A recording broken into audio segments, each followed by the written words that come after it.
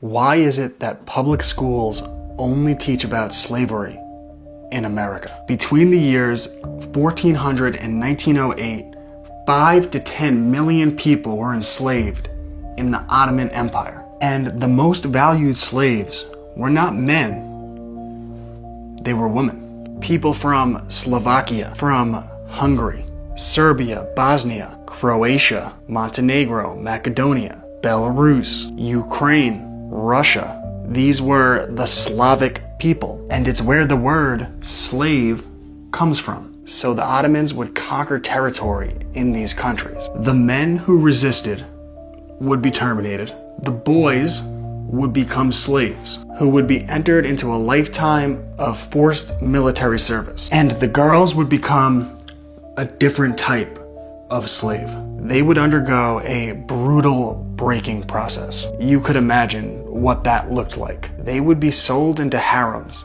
and become the concubines of Ottoman men. And they were codified into law as a trophy of war that could be claimed. The children of most Ottoman slaves would also be born into slavery. And the people of Africa were not exempt from this, as they would be captured by African warlords and sold to the Ottomans, many of whom were made into eunuchs. And all of this went on into the 20th century. And in the end, it was British and American influence that finally put an end to slavery in the Ottoman Empire. But school children aren't taught this history because everything in school is taught through the Marxist lens of oppressed versus oppressors. The objective is to make society easy to divide and conquer. So rather than focus on the complex history of the entire world, they focus on one small data point: the transatlantic slave trade. And without historical context, the founding of America could look like a uniquely evil thing. And this narrative could be used to turn people against the founding fathers, and ultimately the Declaration of Independence, the Constitution, and the Bill of Rights. But with true historical context, America's abolition of slavery was one of the greatest advancements in human liberty